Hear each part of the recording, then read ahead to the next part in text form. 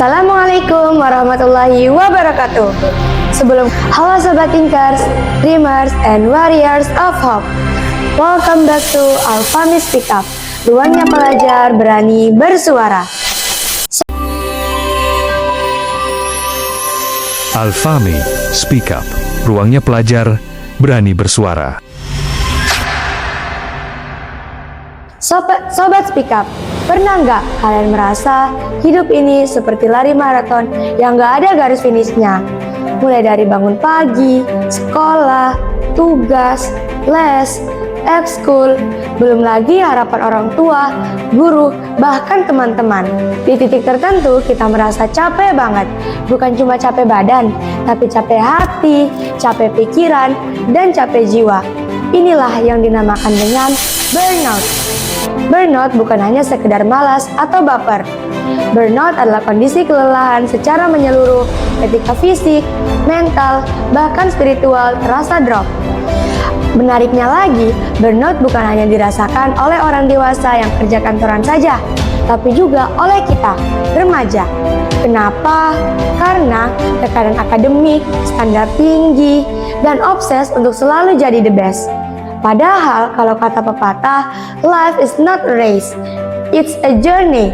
Hidup bukan perlombaan, tapi perjalanan. Nah, hari ini kita akan bahas bersama tentang burnout di usia remaja, capek fisik atau capek hati. Mulai dari apa itu burnout, kenapa bisa terjadi, bahayanya, sampai cara healing Islami yang membuat hati tenang dan pikiran lebih jernih. So, stay tune. Kita akan mulai perjalanan hari ini. Sebelum kita jauh membahas tentang cara mengatasinya, kita harus tahu dulu apa itu burnout. Apakah hanya sekedar capek biasa? Burnout adalah kondisi kelelahan fisik, emosional, mental akibat tekanan yang berlebihan. Pada remaja, burnout seringkali terjadi karena pertama, beban akademik, standar nilai tinggi, ujian bertubi-tubi. Kedua, ekspektasi orang tua atau guru. Dan yang ketiga, tekanan sosial, harus tampil sempurna. Apa sih bedanya burnout dengan capek biasa? Capek biasa bisa hilang dengan tidur, tapi burnout butuh lebih dari sekedar istirahat fisik, tapi juga penyembuhan mental dan spiritual. Allah Subhanahu wa Ta'ala berfirman, Allah tidak pernah membebani seseorang di luar batas kesanggupannya. Quran Surah Al-Baqarah ayat 286. Pesannya, jika kita merasa terlalu terbebani, itu pertanda kita butuh istirahat dan keseimbangan. Allah tidak pernah membebani seseorang di luar batas kesanggupan kita sendiri. Kalau burnout itu nyata, pertanyaan berikutnya adalah, kenapa sih remaja gampang banget terkena burnout? Apa karena kita lemah? Atau memang dunia ini yang semakin keras? Faktor penyebab burnout ada 4. Yang pertama, academic pressure, standar nilai tinggi, dan ujian beruntun. Kedua, ekspektasi orang tua yang selalu ingin anaknya juara, masuk sekolah favorit, dan sukses. Dan yang ketiga, comparison trap, bandingin diri sendiri dengan teman di sosmed, mulai dari bandingin tentang prestasi, gaya hidup, dan pencapaian. Yang terakhir, kurang waktu istirahat. Padatnya jadwal membuat jiwa tidak punya ruang bernafas. Pada akhirnya, remaja merasa hidup hanya untuk memenuhi ekspektasi orang lain, bukan dirinya sendiri. Rasulullah SAW bersabda, sesungguhnya tubuhmu hak atasmu. Hadis riwayat Bukhari dan Muslim. Pesannya, tubuh, pikiran, dan jiwa kita butuh haknya. Tidur, istirahat, makanan sehat, dan juga waktu untuk bahagia. Kalau dipaksa terus, justru akan rusak.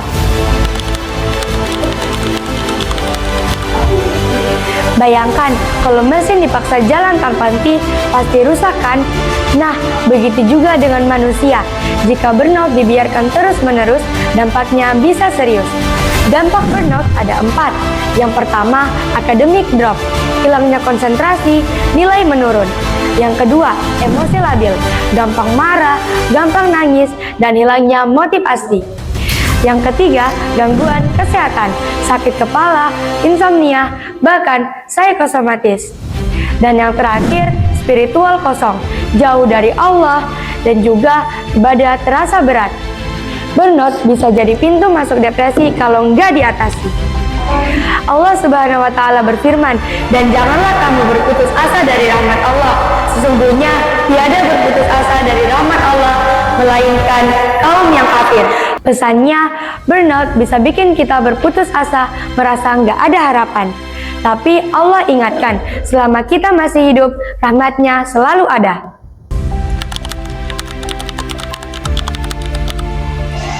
Good news, burnout itu bisa diatasi. Bahkan Islam saja sudah memberi resep healing yang lengkap. Bukan hanya untuk fisik, tapi juga untuk hati. Tips yang pertama, istirahat seimbang. Rasulullah menganjurkan hak tubuh, hak mata, hak jiwa. Yang kedua, curhat kepada Allah. Salat malam, doa, zikir, jadi terapi for the soul. 3. Time management.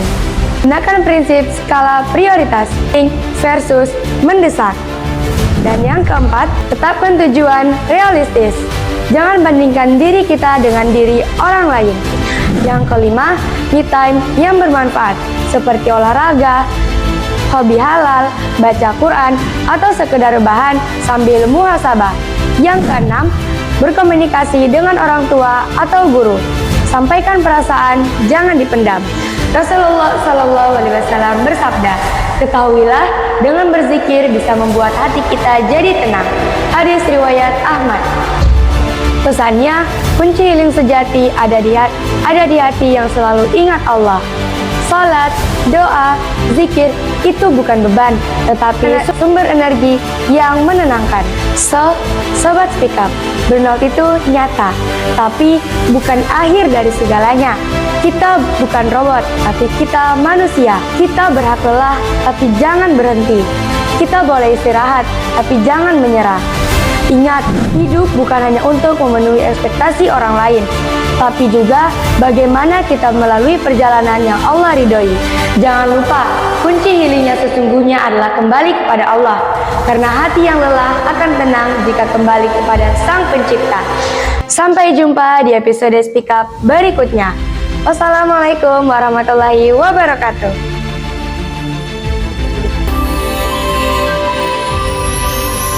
Al-Fahmi, Speak Up, ruangnya pelajar berani bersuara.